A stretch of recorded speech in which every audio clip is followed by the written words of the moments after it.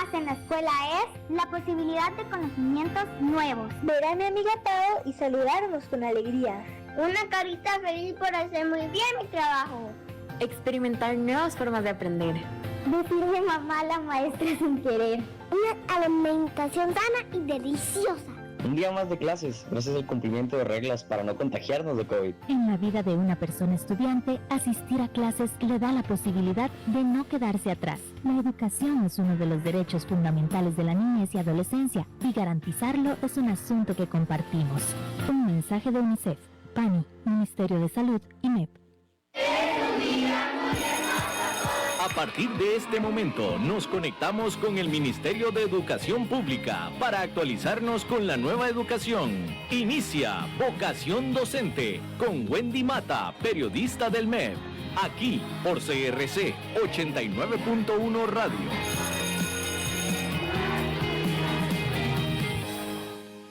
Hoy es lunes 9 de agosto, así nos decían en la escuela cuando estábamos aprendiendo a escribir. Y hoy aquí en Vocación Docente le damos la bienvenida porque vamos a hablar de temas académicos, vamos a darles recomendaciones a las familias de estudiantes para que puedan apoyarles en este segundo periodo del curso lectivo 2021 en la modalidad combinada de la educación. Sabemos que esta labor va a apoyar mucho a todo el quehacer de nuestros docentes, pero primero una noticia. Estamos comprometidos en no dejar a nadie atrás, y es por esto que el día de hoy el Ministerio de Educación Pública, el Ministerio de Justicia y Paz, el IMAS y la Organización de Estados Iberoamericanos estamos celebrando con mucha alegría la ejecución del proyecto Profes Comunitarios, que consiste en tener profesionales del área psicosocial para apoyar a las personas estudiantes en riesgo de exclusión a permanecer en el sistema educativo y buscar a aquellas personas que están fuera del sistema a reincorporarlos. La educación nos proporciona más oportunidades para un futuro mejor y es responsabilidad de todos. Ahí escuchábamos a la viceministra de Planificación del MEP, Paula Villalta, porque sí, tenemos una excelente noticia y es que 400 estudiantes en riesgo de exclusión permanecerán en las aulas o se reincorporarán, porque esta es la meta que se propusieron este año el Ministerio de Educación Pública, el Ministerio de Justicia y Paz y la Organización de Estados Iberoamericanos. ¿Cómo lo harán? Por medio del proyecto Profes Comunitarios, ya lo informaba aquí la viceministra de Planificación, y este proyecto pretende impedir que las personas, estudiantes, se alejen de las aulas. Sabemos que hay muchos factores que rodean y que generan circunstancias que impiden a nuestros estudiantes continuar. Bueno, este proyecto, eso es lo que pretende, que ellos continúen. Impactará positivamente a personas jóvenes y adultas de Jacó y Tárcoles en Garavito, Aguasarcas y Pital en San Carlos, Guapiles y Cariari en Pocosí, San Miguel y Los Guido en Desamparados y Guararí en Heredia, cantones donde existen centros cívicos por la paz.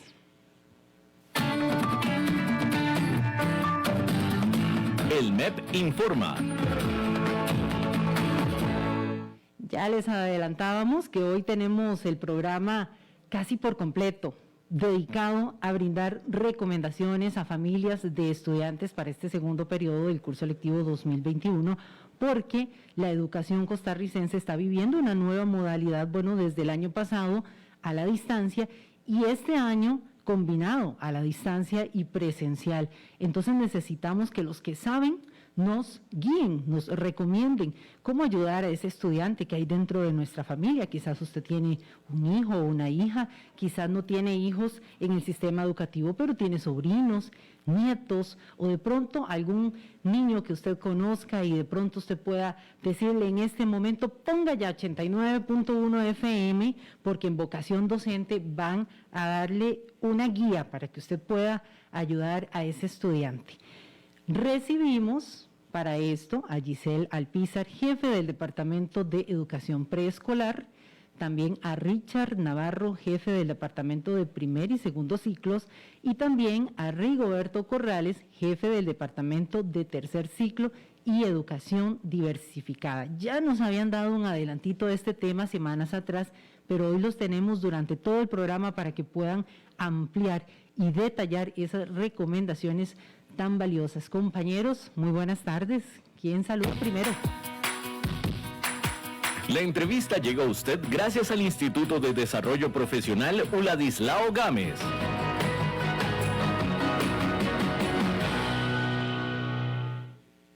En la entrevista. Adelante, ¿quién saluda primero? ¿No los tenemos todavía? Sí. Ahí los vamos escuchando, poco a poco se van conectando. Ahí tenemos a quién, Rigoberto, me pareció escucharlo. Adelante, doña Giselle. Ajá. Bueno, muy buenas tardes para todos y para todas nuestros oyentes de la tarde del día de hoy. Es un gusto para mi persona y por supuesto para el Departamento de Educación de la Primera Infancia, pues colaborarles el día de hoy. Gracias, ahí teníamos a Giselle, también saludamos a Rigoberto Corrales. Sí, muy buenas tardes. Estamos a la orden, un gusto poder compartir este espacio con ustedes y ojalá que sea pues de mucho provecho, que los aspectos que vayamos a abordar tengan realmente eco en las casas especialmente, pero también en los centros educativos. Y Richard también, Richard Navarro. Muy buenas tardes para todos. Un gusto y un placer saludarlos a todos los que nos están escuchando en este espacio. Igual con el deseo de poder ofrecer algunas recomendaciones y técnicas que puedan favorecer este trabajo bimodal que ejecuta el Ministerio de Educación Pública. Así es, bueno, vamos a iniciar con Giselle Alpizar, quien es la jefa del Departamento de Educación Preescolar, porque necesitamos todos esos consejos, Giselle, que usted pueda brindarle a las familias para la educación combinada. Son niños que están dando, por decirlo así, sus primeros pasos en el aprendizaje, en el sistema educativo. ¿Cuáles serían las principales recomendaciones para estas edades en preescolar? Giselle. Ok, Giselle debe de activar el micrófono. Bueno, es muy importante en estos primeros años de vida, recordemos que tenemos en nuestras manos a los niños de 4 y 5 años el apoyo incondicional de la familia. ¿Para qué? Para poder ofrecer de esta manera pues aprendizajes significativos en los niños y las niñas, ¿verdad? Pero que sea un aprendizaje desde un marco de los afectos y que representen para ellos pues experiencias positivas para poder trascender en el resto del sistema educativo. Para esto es muy importante pues hoy ofrecerle a las familias algunos consejos, sobre todo en el marco de una educación combinada donde tenemos a los niños tanto algunos días en el marco de la presencialidad como a la distancia. Lo primero que queremos decirle a las familias es que deben de tener una comunicación constante y con sus hijos y hijas, pero una comunicación donde intercambien ideas, ¿verdad? Y se sientan los niños que valoran lo que ellos, ¿verdad? También es importante el crear un entorno de confianza, que sea ameno, que sea lúdico, donde los niños y las niñas puedan expresar con libertad sus sentimientos y sus emociones. Que si algo les genera miedo, pues poder comunicarlo, si algo les genera tristeza, que lo comuniquen, como también cuando comunican felicidad. Es importantísimo en esta educación combinada la actitud de la familia positiva ante algún cambio en los horarios. Y este es un llamado que hacemos, puede ser que se generen algunos cambios. Entonces, la familia debe tener esa flexibilidad cognitiva de aceptarlo y acercarse siempre a la persona docente, al director, para que puedan existir esa comunicación y todas las dudas que tenga, pues se le puedan resolver de la mejor manera con una comunicación fluida y pertinente.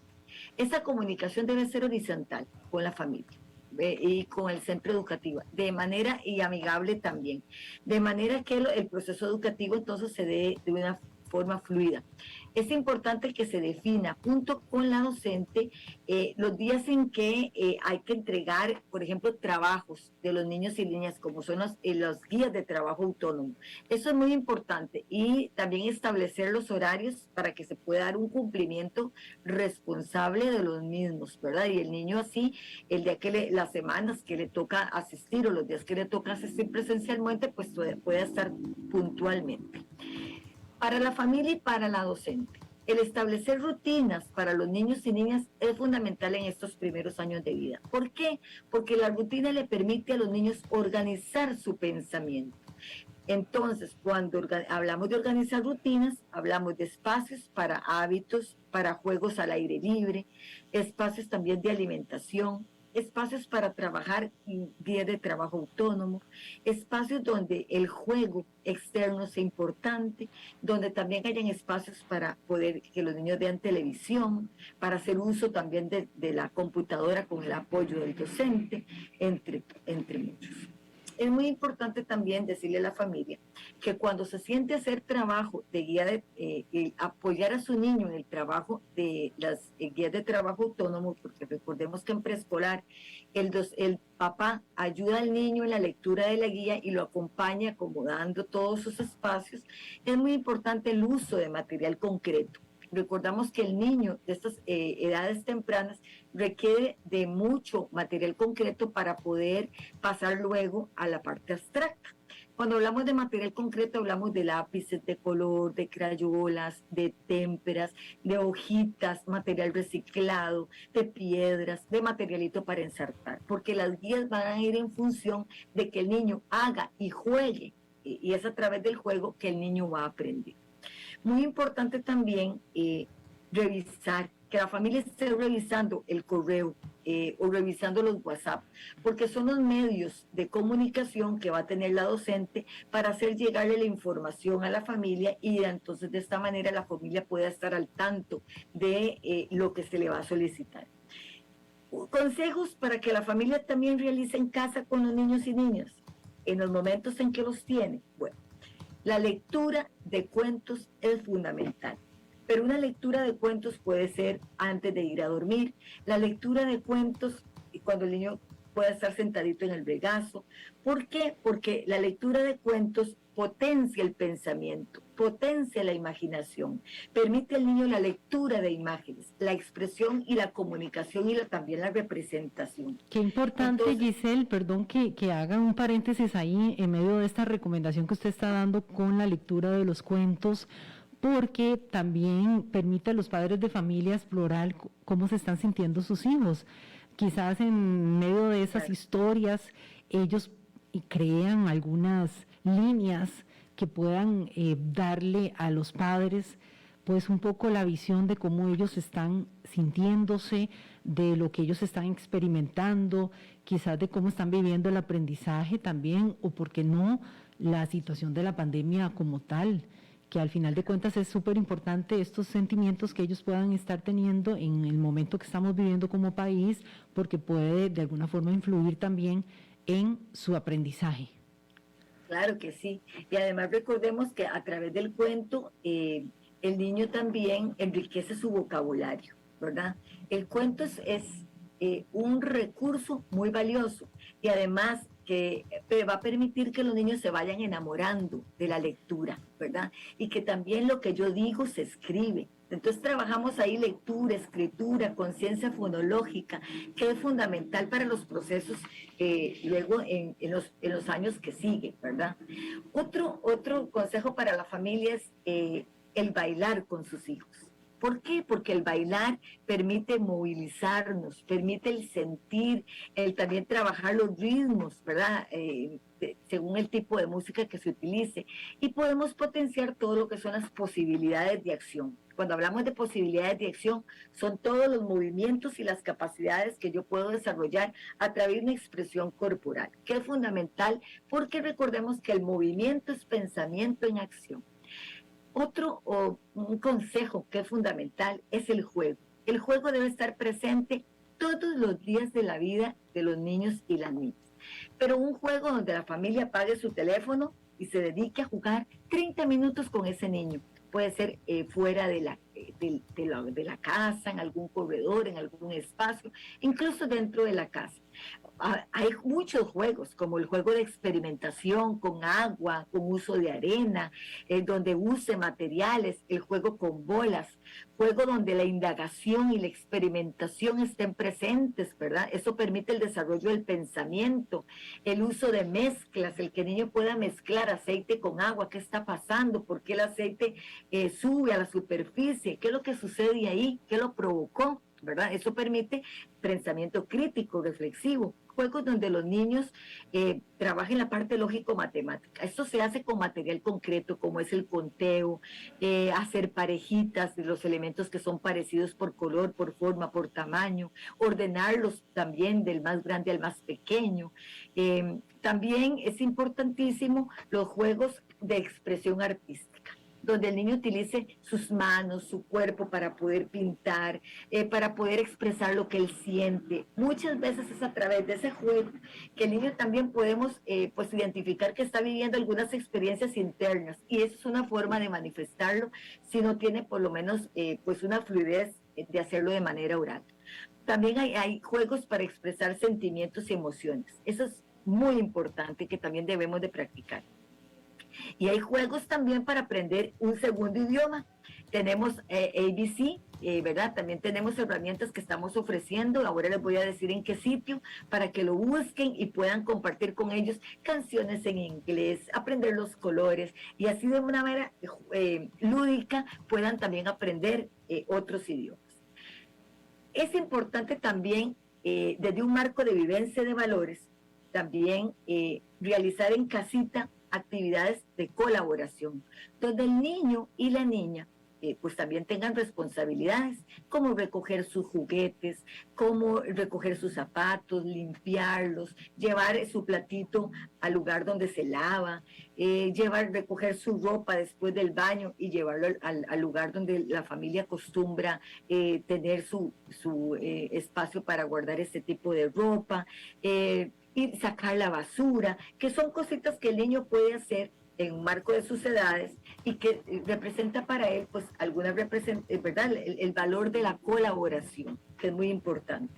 Luego es importante que hagamos ejercicios de respiración. ¿Por qué? Porque la respiración permite oxigenar el cerebro. Entonces hay un juego muy interesante que nos recomienda una especialista, que es Karina Castro Fumero, y es el juego del chocolate caliente, donde yo junto con la familia me imagino que estoy tomando un chocolate caliente y tengo que hacer procesos imaginativos de respiración y que permiten, ¿verdad? Además de un contacto afectivo con la familia, pues esos procesos de respiración que son necesarios para la vida misma, ¿verdad?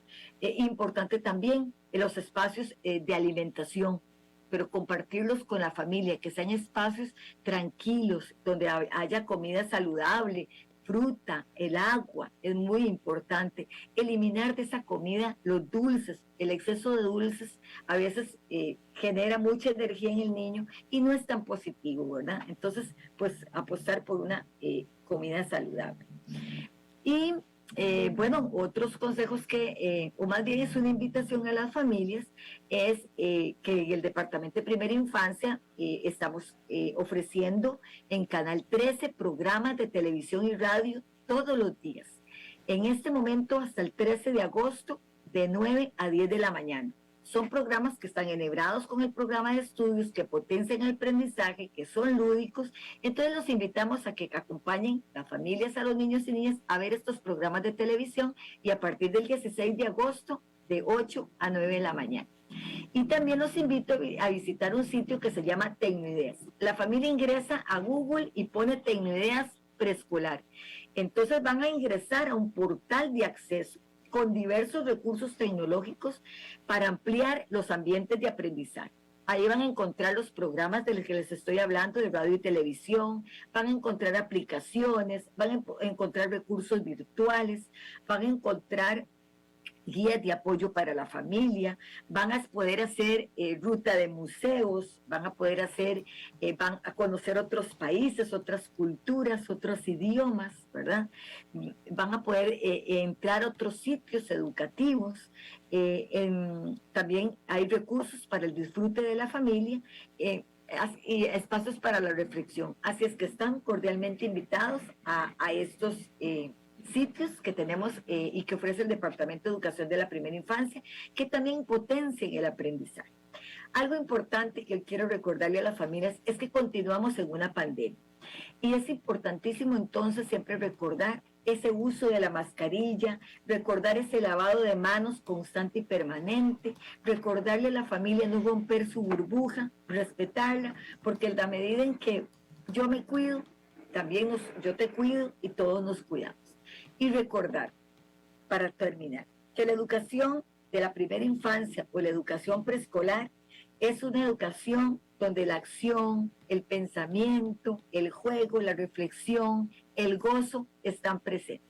En la medida en que ofrezcamos a los niños y niñas una educación pertinente, ajustada a sus características, pero también donde el juego esté presente. El juego potencia el pensamiento, la reflexión, permite al niño resolver problemas de una manera creativa y lúdica. Y además preparamos a un niño para la vida misma. Desarrollamos habilidades para poder enfrentar un mundo que es diverso y que lo puede hacer de una manera muy inteligente.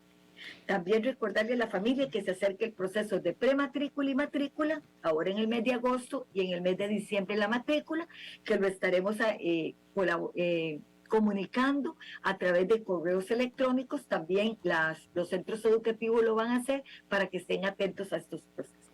Muchísimas gracias.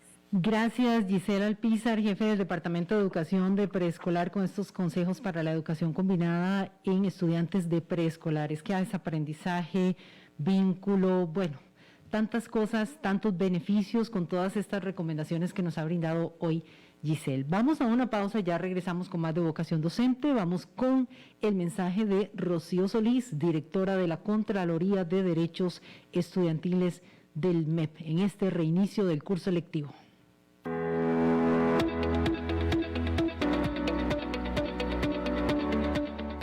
La educación es un derecho fundamental, así está establecido en la Constitución Política, en la Convención de los Derechos del Niño y en el Código de la Niñez y la Adolescencia. También nos llama a ser protectores en todo momento de las personas menores de edad. Por esta razón es que los centros educativos se convierten en entes protectores para las personas menores de edad. Aquí los padres de familia deben de estar tranquilos porque se sabe muy bien que aquí se aplican todos los protocolos establecidos por el Ministerio de Salud para evitar cualquier situación de contagio. Asimismo, los chicos van a tener esa mediación pedagógica con sus maestros que va a facilitar todo el proceso de enseñanza-aprendizaje. Van a recibir una alimentación más equilibrada mientras estén en el centro educativo. También los niños en esta etapa y los adolescentes necesitan muchísimo la socialización con sus iguales y el centro educativo es un lugar donde ellos lo pueden realizar de una forma segura y muy sana. Es importante saber que los niños aquí cuentan con todo lo que es la estabilidad y la estabilidad emocional que les pueden dar todos los compañeros y sus profesores.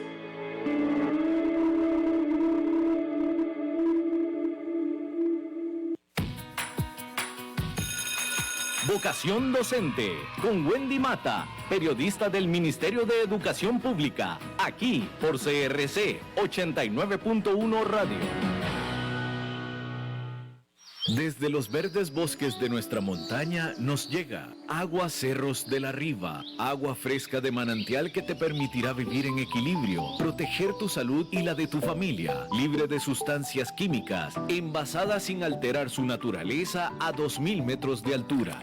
Agua Cerros de la Riva, naturalmente neutral. Búscanos como cerrosdelarriba@gmail.com. Llámanos al 8374-3229. Cerros de la Riva, Live Spring Water. Jazz Café presenta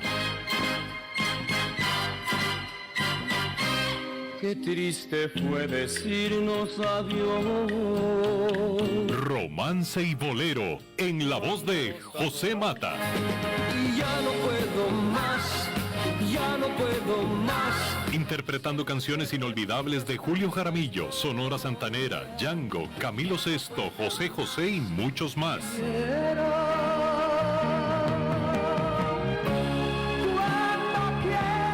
Celebremos con mamá este domingo 15 de agosto a las 6 de la tarde en Jazz Café Escazú. Información en jazzcafecostarrica.com. Patrocina Pastas Roma.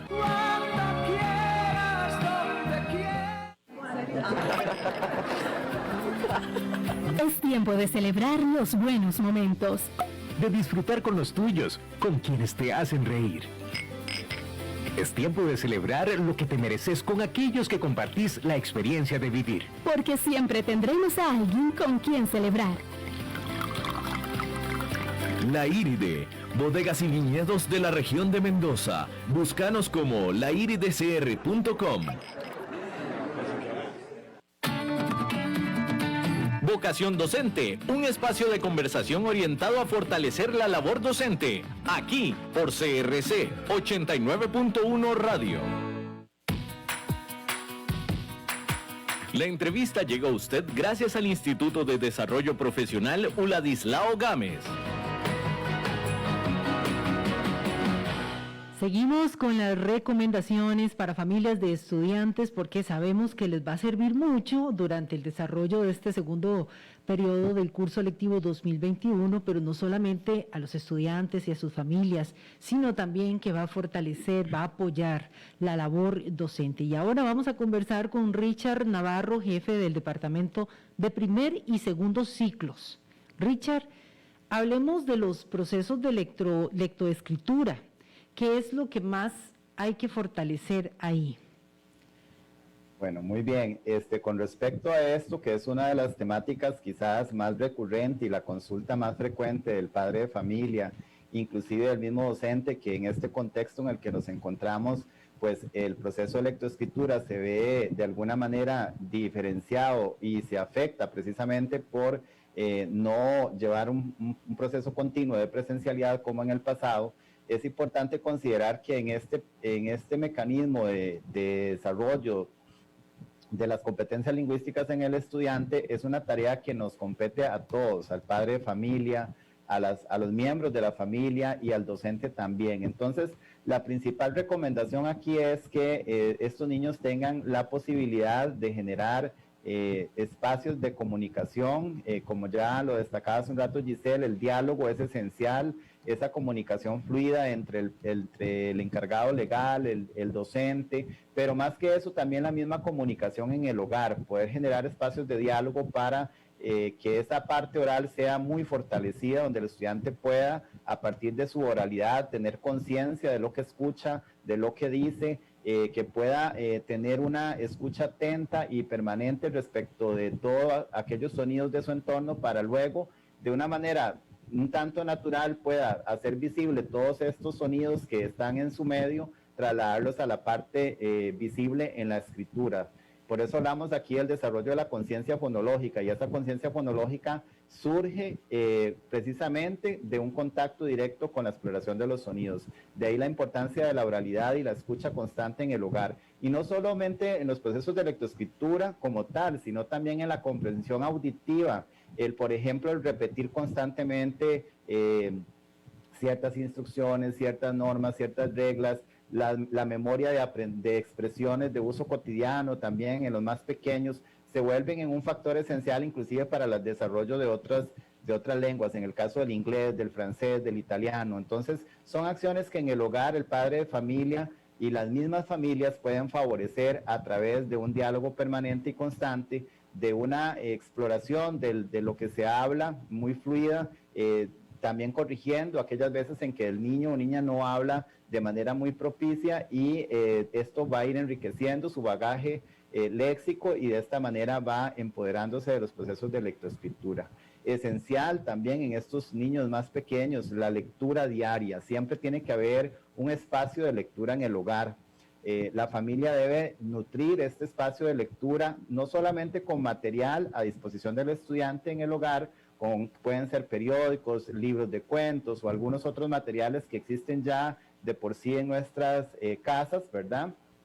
Para que ellos puedan explorar ese material y manipularlo, jugar con él, y de esta manera tienen un acercamiento placentero a la exploración del texto como tal y poder encontrar en él imágenes. Y recordemos que la lectura no es solamente decodificar las letras, también yo puedo hacer lectura de imágenes, la lectura de un rostro, la lectura de qué sé yo, del mismo almanaque que está ahí en mi casa con algunas imágenes, hacer una lectura de esas imágenes para que el estudiante pueda, en este caso, desde el punto de vista oral, argumentar, establecer secuencias, decir qué sucede primero, qué le sigue, cómo termina algo, cuáles son los personajes que están presentes en esa historia oral que creo, ¿verdad? Cuál es el conflicto presente, qué es lo que sucede en esa visualización de la lectura de imágenes también, que es muy propicia para generar, en este caso, procesos de lectoescritura enriquecidos y fortalecidos. A veces también las mismas GTA que aporta el docente se tornan un poco complejas porque el padre de familia tal vez no tiene claridad de nociones específicas de cómo enseñar a leer y a escribir, y por supuesto esto es muy natural. Aquí lo más importante es que el padre de familia aproveche cualquier excusa o pretexto para generar esos espacios de diálogo, para que el niño o niña pueda precisamente ir entendiendo que todo eso que es audible, o sea, eso que escucha mi oído, se puede hacer visible en la parte gráfica, y que todo eso que yo pienso y quiero transmitir también lo puedo escribir. Primero con garabateo, primero con algunas manipulaciones y cosas que tal vez no tienen un tanto sentido para nosotros los adultos, pero sí para el niño, para que tenga esas relaciones espaciotemporales de cómo generar trazos a la hora de escribir. Entonces esto es esencial, dar esa libertad. Hablábamos hace un rato también y escuchábamos a Giselle decir el juego. El juego es esencial porque a través del juego el niño va a poder tener la opción de establecer relaciones espaciotemporales, qué está arriba, qué está abajo, a la derecha, a la izquierda, las relaciones laterales, también aprovechar no solo para ver la parte, en este caso, de la lectoescritura, sino también con la matemática, el razonamiento lógico matemático. Entonces, por ejemplo, el cálculo mental, obligarlo a pensar de alguna manera y hacer cálculos mentales sobre nociones con algunas cantidades. Esto favorece mucho la parte matemática, el conteo, mucho, poco, nada, esas nociones de tener claridad con juegos de objetos y manipular situaciones del entorno en el hogar. Son muchos platos, son pocas tazas, las mismas cosas que tenemos en la cocina, cuando la mamá está cocinando, aprovechar todas esas situaciones familiares para generar estas relaciones de acepciones que pueden introducir el niño en su mente y establecer en su sistema límbico cerebral, y de esa manera poder generar muchos espacios de enriquecimiento en el proceso de lectoescritura. Jugar también, por ejemplo, con las monedas.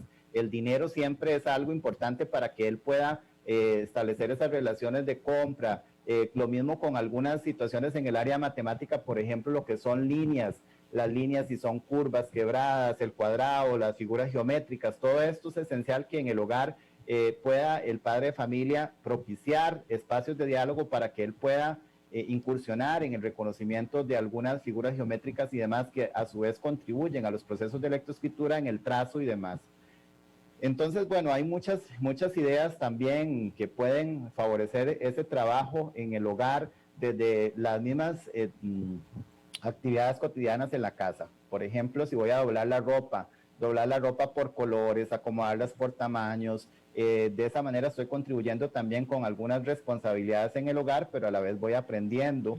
Y, por ejemplo, segregar sonidos. Si estoy doblando la camisa, entonces jugar con la palabra camisa, segmentarla en sílabas, cuántas sílabas tiene, dividirla, hacer palmadas, camisa, y hacer esas palmadas para que él pueda reconocer ahí la cantidad de sonidos presentes. Y si tenemos la palabra camisa, ¿qué otro objeto en el hogar empieza con el sonido K? Y entonces busque de inmediato aquí algo que empiece con K, y entonces el chico va a decir cama, por ejemplo, ¿verdad? O en fin, hacer esas relaciones de sonidos iniciales, sonidos finales, sonidos intermedios, que son tan esenciales en ese proceso de desarrollo de la conciencia fonológica para el proceso de lectoescritura como tal. Por otro lado, también es importante favorecer la curiosidad siempre. O sea, el niño por naturaleza y la niña son curiosos, pero favorecerla con mayor ímpetu en estos casos, de manera que él se plantee preguntas de por qué esto sucede y pueda generar algún tipo de respuesta. Esto también genera no solamente un desarrollo del pensamiento crítico y el pensamiento sistémico, sino que a su vez también desarrolla la habilidad científica, porque siempre cuando el niño se cuestiona situaciones, podemos a partir de eso generar habilidades científicas que son tan importantes, y así trabajamos un poco la ciencia, que es una de las asignaturas esenciales también en este proceso de trabajo con los más pequeños.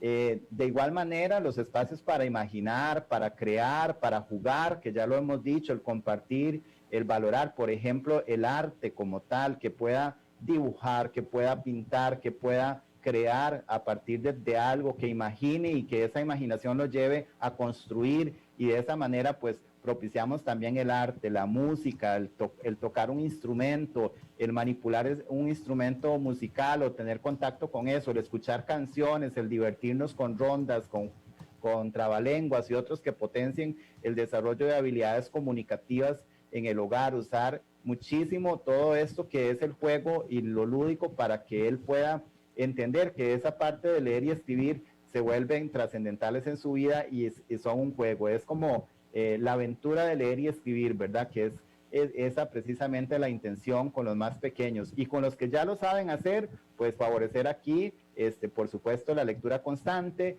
inclusive la misma posibilidad de que puedan copiar algunos textos, de buscar algunos libros. Estas cosas van a ir favoreciendo muchísimo ya y afianzar precisamente los procesos de lectoescritura en los que ya tienen adquirida esta habilidad propiamente. Entonces, y una gran favorecida también, Richard, perdona, una de las capacidades superiores, la memoria, y tan importante en el proceso académico.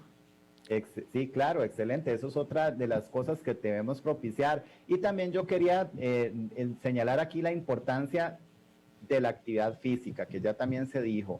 La actividad física siempre es una buena excusa para aprender, porque a través de la actividad física y el conocimiento de mi cuerpo, de lo que el cuerpo es capaz de hacer, de lo que el cuerpo puede explorar, texturas, formas, percepciones, el sistema perceptivo áptico es esencial en el proceso de lectoescritura. Todo esto es muy importante que el chico tenga espacios para el juego, que no sea solo sentarse a hacer las GTA, que a veces se tornan bastantes, ¿verdad? Que son muchísimas las que llegan, sino establecer un horario donde el niño o la niña pueda desarrollar esas GTA, pero también tenga espacios de receso, de recreo, de esparcimiento, que haga actividad física, que tenga estilos de vida saludables, que pueda también tener esa oportunidad de diálogo constante con sus pares en el hogar y demás, de manera que podamos establecer un equilibrio entre esas tareas académicas, pero también el juego, pero un juego que al final de cuentas en los más pequeños se vuelve en un mecanismo de enseñanza-aprendizaje, porque los niños aprenden jugando y eso lo sabemos todos.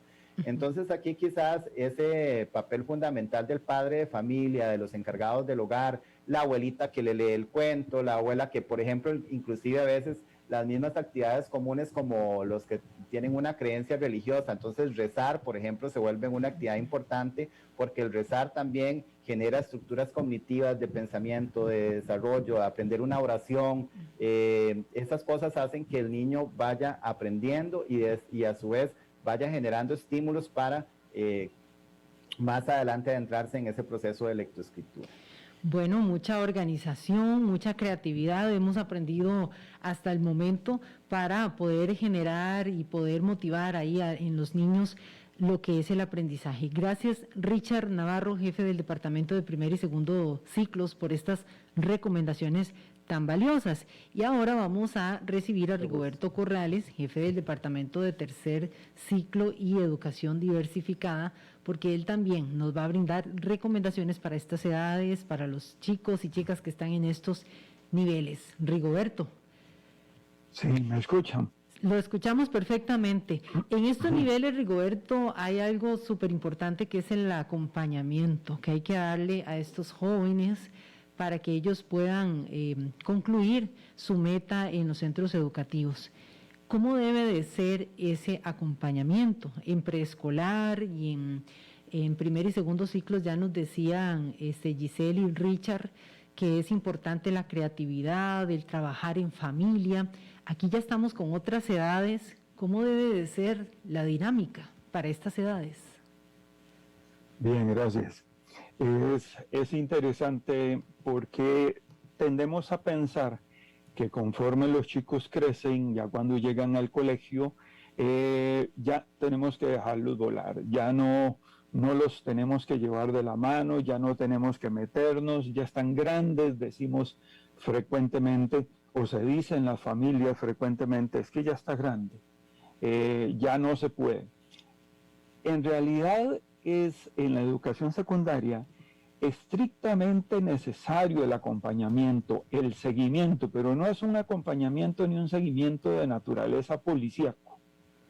Es un acompañamiento, es un seguimiento, como su propia palabra lo dice, como compañero, en una relación cercana, de confianza, de respeto, de muchas veces también de tolerancia, de comprensión.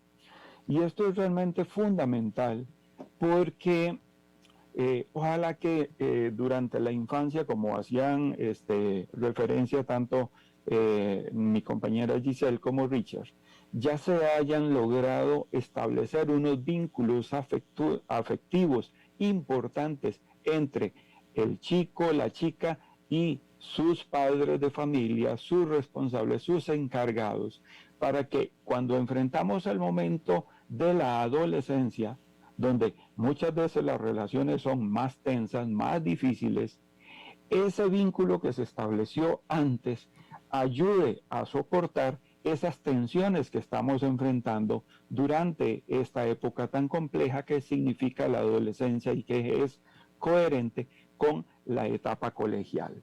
Entonces, en esta vía, el llamado es a que hagamos los mejores esfuerzos para mantener ese acompañamiento, ese seguimiento, esa cercanía con la chica o el chico, a fin de que podamos estar al tanto de cómo va su proceso educativo, cómo va el desarrollo de sus responsabilidades colegiales, que son en esencia lo que mantiene a la población estudiantil ahí vinculada en el centro educativo.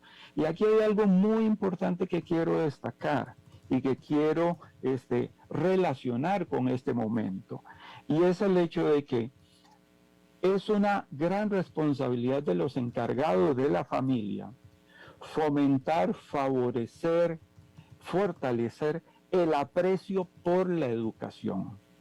Si yo como padre de familia comienzo a hablar mal de la educación, a ir en detrimento de los procesos educativos, si yo como padre de familia tengo poca conciencia o no tengo de que es a través de la educación que las personas logran desarrollar su potencial y es a través de todo este proceso de formación tan extenso que nos lleva tantos años de vida, que se logran romper los círculos de pobreza, de miseria, de agresión, de vicios, etc. Es ahí donde viene y cabe este espacio para esa reflexión de apreciar la educación, valorar lo que significa la educación. La educación es un derecho, sí, constitucionalmente establecido, pero para ejercer mi derecho, debo de asumir la responsabilidad que el ejercicio de ese derecho conlleva. Y en esto yo creo que es donde tenemos como familia que comprometernos. ¿Quiénes? Padres de familia, estudiantes, tíos, hermanos, hermanas, abuelos. Entonces, el acompañamiento no necesariamente muchas veces va a estar en manos de los padres propiamente, porque hay muchas ocupaciones que demandan el tiempo, pero puede ser un hermano, pero puede ser una tía, pero puede ser el padrino, la madrina, etcétera, el abuelo. Y no requiere ser un acompañamiento de tiempo completo para que sea realmente efectivo. Ahí también quiero retomar, y ya hicieron los compañeros referencia, a la importancia de la comunicación. Toda esta situación yo considero, y lo he dicho muchas veces, de que el COVID nos trajo una gran cantidad de desafíos, pero también nos puso enfrente una enorme cantidad de oportunidades y nos obligó a dar saltos a los cuales estábamos antes renuentes a enfrentarlos. Tuvimos que aprender a trabajar por este medio, por un medio tecnológico. Tuvimos que aprender a comunicarnos a través de la computadora, a través de los celulares, a recibir e impartir lecciones a través de medios tecnológicos y a trabajar también.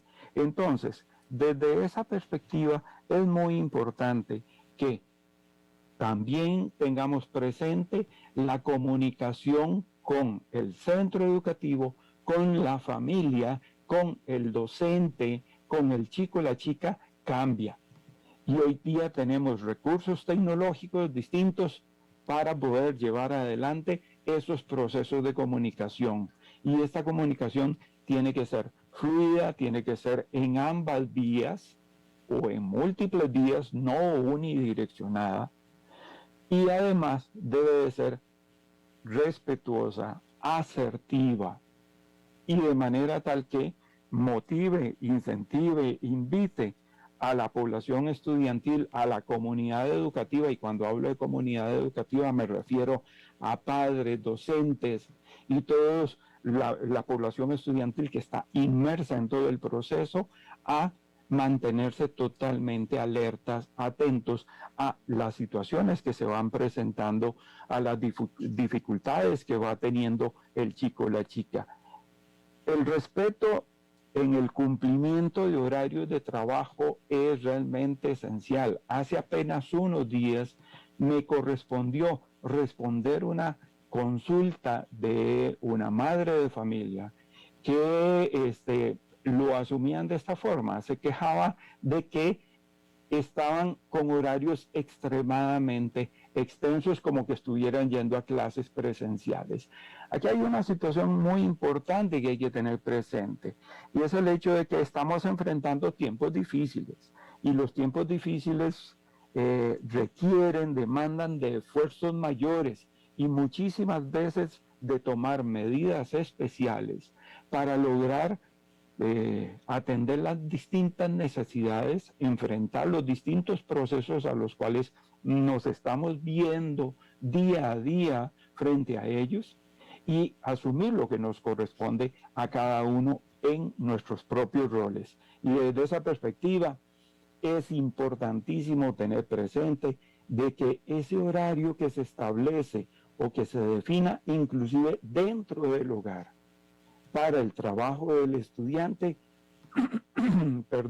debe de ser realmente fundamental, porque de lo contrario vamos a llegar a una situación de acumulación de trabajos, de guías de trabajo autónomos, de tareas, de procesos de investigación, que luego ya sin la ayuda presencial muchas veces de la persona docente, se nos va a poner la situación mucho, pero mucho más complicada. Entonces, el llamado de atención ahí es a que valoremos mucho, respetemos mucho esos espacios de trabajo en un tiempo debidamente organizado, debidamente ordenado. Otro aspecto que es realmente fundamental, y en esto hago también un llamado a la población docente, es que esas sesiones de trabajo presenciales, virtuales, sincrónicas o asincrónicas, en las cuales estemos desarrollando nuestras responsabilidades como docentes, sean muy bien aprovechadas por la población docente. ¿Por qué? Porque son el espacio que va a permitir el contacto directo con el docente, con quien puedo acudir yo como estudiante, o cada uno de ustedes jóvenes como estudiantes, para plantear sus inquietudes, para evacuar sus dudas, para solicitar los apoyos, las ayudas que considera pertinentes y además necesarias. La interacción con los compañeros y con las compañeras es fundamental. Yo recuerdo, y como ustedes pueden ver, hace muchos años de esto, recuerdo de mis años de colegial, y algo de lo que más siempre valoré en aquel entonces, y lo seguí valorando a lo largo del tiempo como estudiante universitario, fue el poder trabajar con mis compañeras y mis compañeros. Muchas veces no le comprendí a un docente, a una docente, o similarmente a alguna de las compañeras, y en conjunto lográbamos encontrar las respuestas, las soluciones a distintas situaciones que el proceso educativo demanda. Por lo tanto, es muy importante, y ustedes como padres y madres de familia también, que tengan presente que tiene que existir interacción con las compañeras y compañeros del centro educativo, de nuestro grupo, para poder enfrentar las distintas situaciones que tenemos que asumir. Don Rigoberto, qué importante eso que usted está diciendo, porque definitivamente es un trabajo en equipo el que uno desarrolla con sus compañeros y compañeras, ya sea en la escuela, en el colegio, en la universidad, pero además del aprendizaje, en la parte académica también está el desarrollo de las habilidades sociales. Entonces, al final de cuentas, todo este proceso en el centro educativo se convierte en un proceso para la vida. Nos ha dejado usted, don Rigoberto, un mensaje bastante interesante, bastante importante, un mensaje que comenzamos a recibir con Giselle desde la etapa preescolar, donde debe haber un acercamiento entre las familias y los niños para poder generar ese aprendizaje de una forma divertida. Desde ahí se comienza a fortalecer el vínculo, lo seguimos fortaleciendo en primer y segundo ciclos, como nos reforzaba Richard, y por supuesto don Rigoberto nos daba el mensaje final de no andar como un policía detrás de los adolescentes, sino más bien dar un acompañamiento y ojalá iniciar desde esas primeras etapas. Así que yo deseo de todo corazón que las familias hayan tomado nota de estas recomendaciones tan valiosas. Don Rigoberto, muchas gracias. Con mucho gusto, quedamos a la orden. Y gracias también Gisela Alpizar, jefe del Departamento de Educación Preescolar, Richard Navarro, jefe del Departamento de Primer y Segundo Ciclos, y también a don Rigoberto Corrales, jefe del Tercer Ciclo y Educación Diversificada, por estas recomendaciones. Usted puede repasar este programa en las redes sociales del Ministerio de Educación Pública. Como siempre, como cada lunes, muchas gracias por su sintonía aquí en Vocación Docente. Finaliza Vocación Docente, un programa producido por el Ministerio de Educación Pública, que llega a usted gracias a la colaboración de Canara, el ICER y Cadena Radial Costarricense. Le esperamos todos los lunes al ser las 2 de la tarde en el Facebook del MEB y de CRC 89.1 Radio.